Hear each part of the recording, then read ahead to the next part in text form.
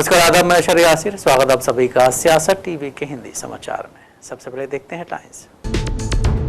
विदेश नीति पर राहुल गांधी के बयान पर भड़के नड्डा का कांग्रेस के लिए इससे दुखद और क्या। जेपीएससी जेएसएससी प्रदर्शन पर देवेंद्र महतो की भावुक अपील, कहा आंदोलन को भड़काने और तोड़ने की हो रही कोशिश। जाति, धर्म और कोविड वैक्सीनेशन, जनगणना में पूछे जाने वाले सवालों की लिस्ट जारी। करूर भगदड़ मामले में सुप्रीम कोर्ट से तमिलनाडु सरकार को राहत, सरकारी नौकरी वाला फैसला रहेगा बरकरार। देश के बंटवारे पर सीएम योगी का कांग्रेस पर बड़ा हमला, कहा हमें आपस में बंटने की गलती नहीं करनी। पाकिस्तान के पीएम शहबाज शरीफ ने जंग छेड़ने की दी धमकी, आजादी के जश्न में भूल गए ऑपरेशन सिंदूर की चोट। भारत पर चीन की मदद करने का आरोप क्यों लगा रहा है अमेरिका। अब समाचार विस्तार से। कांग्रेस सांसद राहुल गांधी ने विदेश नीति को लेकर केंद्र सरकार पर निशाना साधा। उन्होंने कांग्रेस सम्मेलन में पीएम मोदी का गले लगाने की मिमिक्री की। इस पर बीजेपी ने राहुल गांधी पर हमला बोल दिया है। बीजेपी नेता जेपी नड्डा ने कहा है कि विपक्ष के ऐसे नेता को देखना ही बाकी रह गया था। साथ ही अनुराग ठाकुर ने कहा है कि जनता ने उन्हें 3 बार नकारा और अब वो गाली गलौज और अपशब्दों का सहारा ले रहे हैं। राहुल गांधी की भाषा में बदतमीजी और अहंकार भरा हुआ है। कांग्रेस की मानसिकता सामने आ रही है।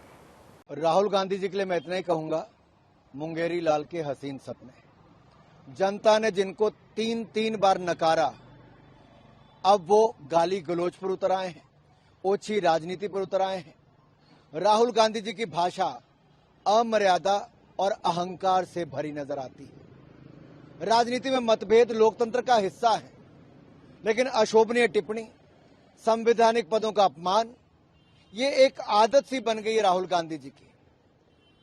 अब तो लगता है राहुल गांधी जी का पालन पोषण और संस्कार, इस पे प्रश्न चिन्ह उठने लगे हैं। कांग्रेस की मानसिकता उजागर हो रही है। भारत की गौरवशाली राजनीतिक परंपरा रही है और इस गौरवशाली राजनीतिक परंपरा का अपमान बार बार कांग्रेस पार्टी के नेताओं ने किया, विशेष तौर पर राहुल गांधी जी ने किया है। आप कल्पना कीजिए, एक महिला विदेशी राष्ट्रीय अध्यक्ष पर अभद्र, अमर्यादित और ओछी टिप्पणी करना, ये राहुल गांधी जी और कांग्रेस की मानसिकता दिखाती है। दोनों कांग्रेस के वो नेता जिनकी परिवार की महिलाएं उच्च पदों पर रही, वो एक महिला राष्ट्रीय अध्यक्ष के बारे में उचित टिप्पणी करें तो महिलाओं के प्रति कांग्रेस की सोच क्या है दिखती है। महिला आरक्षण का कांग्रेस विरोध क्यों करती है ये दिखता है। और जानबूझ के डिलिमिटेशन बिल क्यों नहीं पास होने देते ताकि महिलाओं को 33% आरक्षण, ये दिखता है। लेकिन अब विदेशी महिला राष्ट्रीय अध्यक्ष पर अभद्र टिप्पणी करना, अमर्यादित टिप्पणी करना, ये इनके चरित्र को। झारखंड में जेपीएससी जेएसएससी परीक्षाओं में कथित अनियमितताओं को लेकर चल रहा छात्र आंदोलन अब एक अहम मोड़ पर पहुंचता दिख रहा है। रांची के स्टेडियम में जारी आंदोलन के बीच अस्पताल में भर्ती छात्र नेता देवेंद्र नाथ महतो ने आंदोलनकारियों के नाम भावुक संदेश जारी किया है। उन्होंने दावा किया है कि कुछ लोग आंदोलन को कमजोर करने और उसकी दिशा बदलने की कोशिश कर रहे हैं।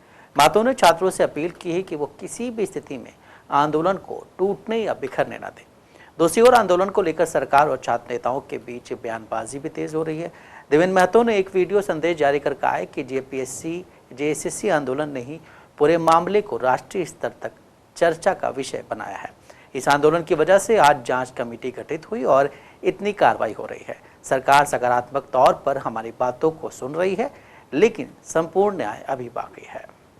आप जो आरोप लगा रहे थे शुरू से कि इस प्रोटेस्ट को बीजेपी हाईजैक कर रही है, क्या आपको लगता है कि सच में बीजेपी ने हाईजैक कर लिया या बीजेपी का क्या स्टैंड है इस पर, उसके बारे में क्या कहेंगे? देखिए, बीजेपी को भले ही ऐसा ये भ्रम होता होगा कि उन्होंने ये प्रोटेस्ट को हाईजैक किया है, मगर ये केवल उनका भ्रम ही है। क्योंकि देखा जाए तो आज भी जो स्टूडेंट्स हैं वो सतर्क हैं।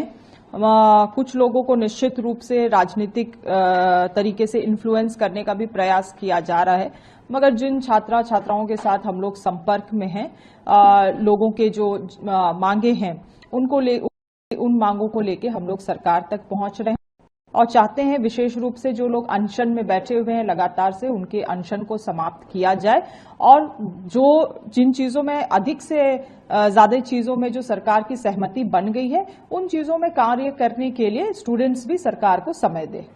मतलब कुछ कदम सरकार आगे बढ़ी है, अब छात्रों को भी कुछ मान लेना चाहिए? बिल्कुल मान लेना चाहिए। समय तो आप देंगे ही, रिफॉर्मल चीजें जो होती हैं वो वक्त लगती है, मगर 14वें जेपीएससी को रद्द करना, बैकलॉग्स को रद्द करने के लिए जेसीसी में जुडिशरी कमेटी का गठन करते हुए जांच कराने के लिए, वित्तीय लेन देन का ईडी से जांच कराने के लिए, तमाम चीजों में सरकार ने अपना सहमति दिया है। और मैं निवेदन करना चाहूंगी स्टूडेंट से, इन तमाम चीजों में अब कार्रवाई करने के लिए सरकार को कुछ वक्त दे। एक बड़ा डेवलपमेंट हुआ है, MMTR अमेंडमेंट बिल पास हुआ है। आप लोग देंगे भी, झारखंड काफी इस पे अग्रेसिवली इसको रिएक्ट कर रहे हैं। आपका पूरी सरकार का कहना है कि झारखंड का हक मारा जाएगा इससे। जेएमएम ने यानी मुख्यमंत्री जी ने ये भी कह दिया कि झारखंड एक बड़ा आंदोलन करेगा इस पर। थोड़ा समझाइए कि झारखंड के हित में क्यों बुरा है ये? देखिए, झारखंड राज्य के लिए तो ये सबसे बड़ा काला कानून है, वो इसीलिए। केंद्र सरकार ने 2027 में होने वाली जनगणना में पूछे जाने वाले सवालों की लिस्ट जारी कर दी है। केंद्रीय गृह मंत्रालय ने आज 40 सवालों की लिस्ट जारी की है, जिसमें जाति, धर्म, बच्चों की संख्या और कोविड वैक्सीनेशन की जानकारी मांगी गई है।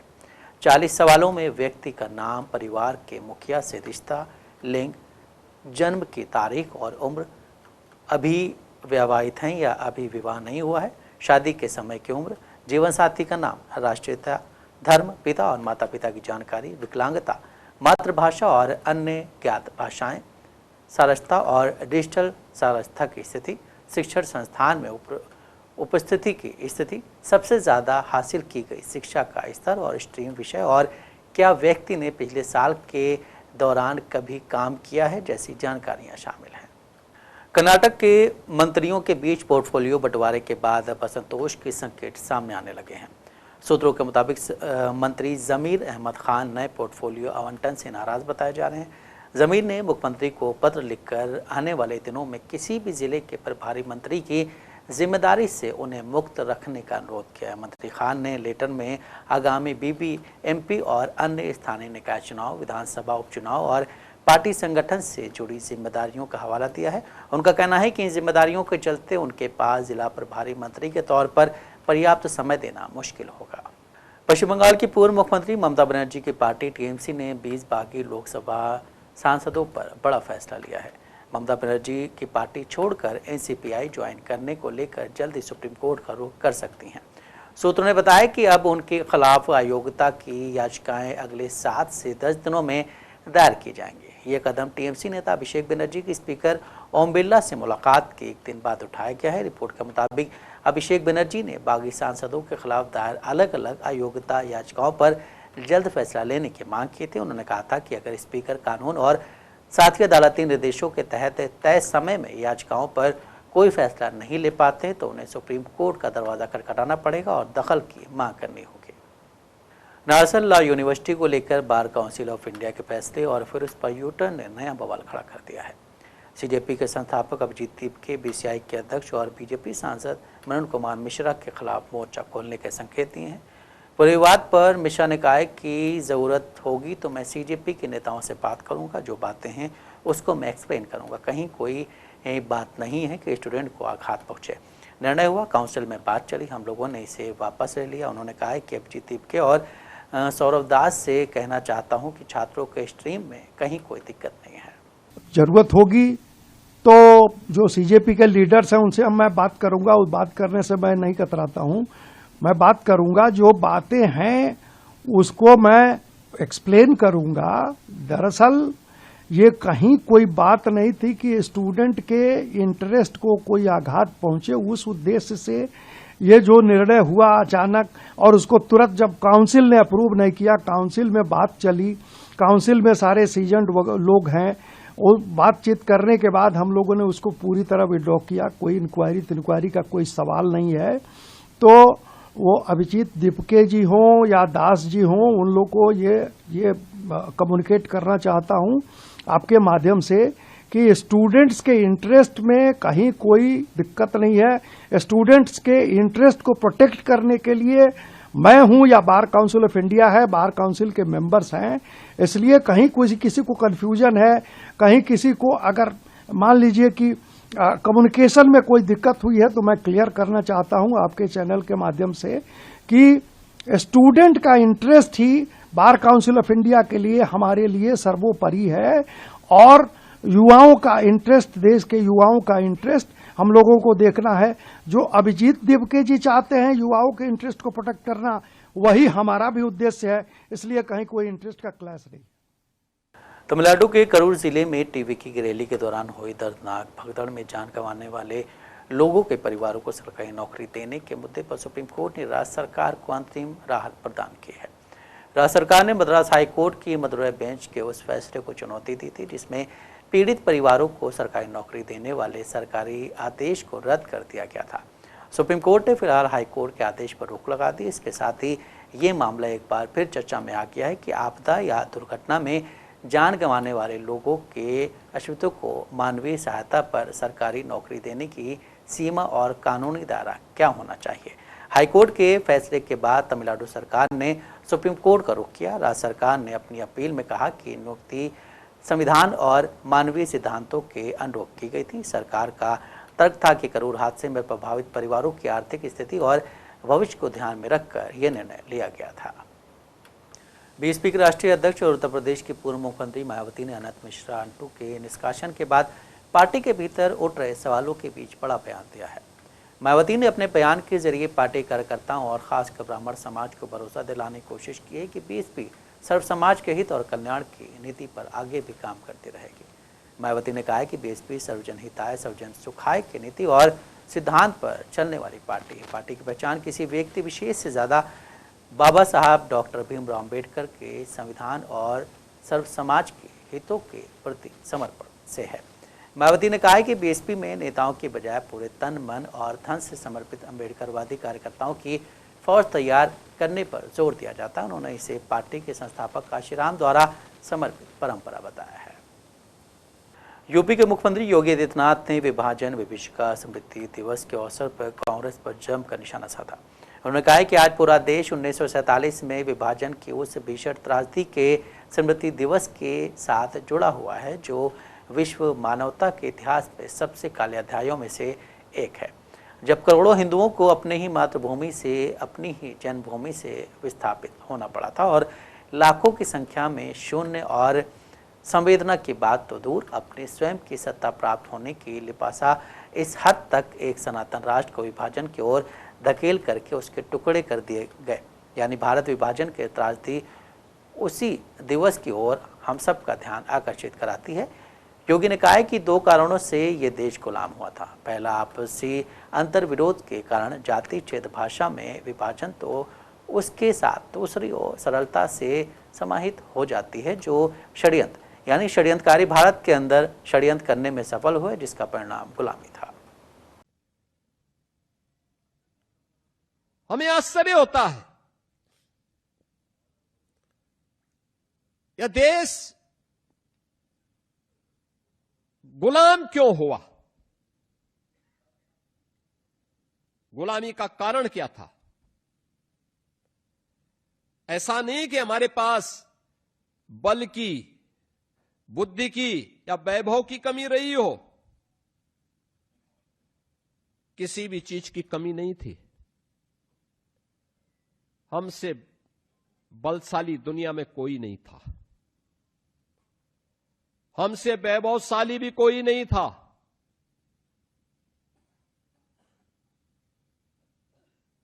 भारत जैसी बुद्धि भी नहीं थी किसी के पास।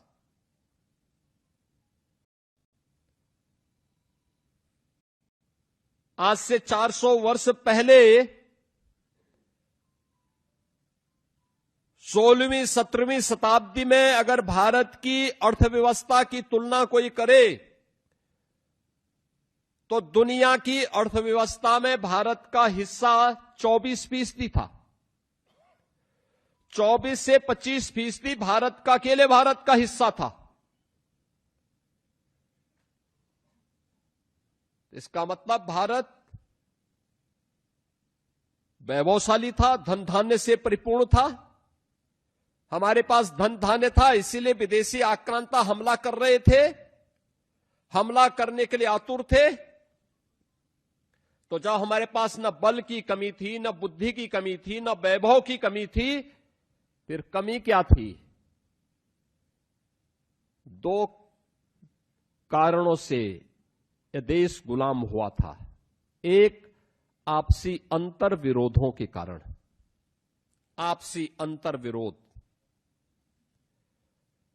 जाति, क्षेत्र, भाषा, इन वादों में विभाजन, यही हमारा अंतर विरोध एक था। अंतर विरोध जब है तो अंतर विरोध के साथ दूसरी चीज सरलता के साथ समाहित हो जाती है, और वह है षड्यंत्र। षड्यंत्रकारी फिर भारत के अंदर षड्यंत्र करने में सफल हुई। परिणाम क्या था? परिणाम गुलामी, गुलामी के रूप में। सामूहिक रूप से हम लड़ नहीं पाए, क्योंकि ये लगता था कि हमला उस पर हो रहा है। बिहार में 10 साल से लागू शराबबंदी कानून पर सियासत जारी है। केंद्रीय मंत्री जीतन मांझी की ओर से लगातार मांग की जा रही कि इसकी समीक्षा होनी चाहिए और गुजरात मॉडल को लागू करना चाहिए। हालांकि बीजेपी और जेडीयू सहित एनडीए के तमाम नेताओं का कहना है कि हर हाल में बिहार में शराबबंदी लागू रहेगी। वहीं अब इस बीच पूर्व सांसद आनंद मोहन का बयान सामने आया है। आनंद मोहन ने बिहार में लागू शराबबंदी कानून को फेल बताया है। इसका कारण भी उन्होंने बताया है। मोहन ने कहा है कि नेपाल बगल में विदेशी बॉर्डर है, यूपी में और झारखंड में शराबबंदी नहीं है, बंगाल में भी नहीं है। जो बॉर्डर के इलाके हैं उन राज्यों में शराबबंदी कानूनी नहीं है, तो यहाँ कैसे सफल होगी? शराबबंदी कानून को लेकर आनंद मोहन ने आगे कहा है कि ये सफल नहीं है और इसके समांतर जो अर्थव्यवस्था खड़ी है वो मुखिया से लेकर एमपी, एमएलए और मंत्री तक को प्रभावित करती है। देखिए, समीक्षा करनी चाहिए। मैं कल गया में बोला हूँ इस बात को कि भाई ये बहुत ही अच्छी नीति थी नीतीश कुमार जी की। ऐतिहासिक संकल्पों में एक ये भी कदम था। गांधी ने कहा कि एक दिन का एक डिक्टेटर हमको बना दो, देश को गिरवी रखना पड़े रखेंगे, लेकिन शराब बंद करेंगे। वो पूरे देश की बात करते हैं। तो वो ऐसा इसलिए कि शराब घर उजाड़ता है, शराब आपकी आयु छीन करता है, शराब बुराइयों का जड़ है, शराब अपराध को बढ़ावा देता है, शराब के कारण सड़कों की दुर्घटना होती है, घर उजड़ते हैं। जिसको राष्ट्र की सेवा में जिन नौनिहालों को जाना चाहिए वो भरी जवानी में बाप उठ जाता है, घर के झगड़े में उसकी प्रतिभा नष्ट हो जाती है। तो ये शराब बुराइयों का जड़ है।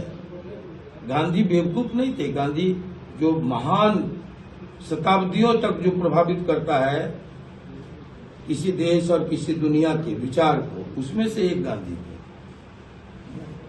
सदियों बीत जाता है, गांधी तब आता है मानवता के त्राण के लिए। और उन्होंने कहा कि शराब को अगर हमको एक दिन का डिक्टेटर इस देश का बनाया जाए तो सबसे पहले हम शराब को बंद करें। नीतीश कुमार ने उस संकल्प को लिया हाथ में और उसके लिए जद्दोजहद किया, आलोचनाएं झेली, लेकिन अपने निर्णय पर अडिग थे। वो सफल क्यों नहीं हुआ?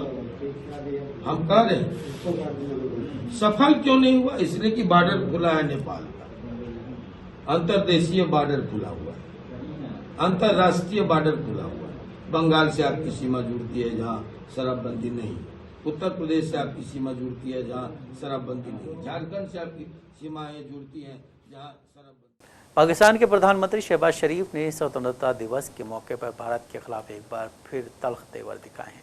इस्लामाबाद में यादगार फतेह कार्यक्रम के दौरान शहबाज शरीफ ने सिंधु जल संधि को लेकर भारत को सीधे तौर पर धमकी दी। उन्होंने कहा है कि पाकिस्तान के पानी की एक एक बूंद उसकी रेड लाइन है।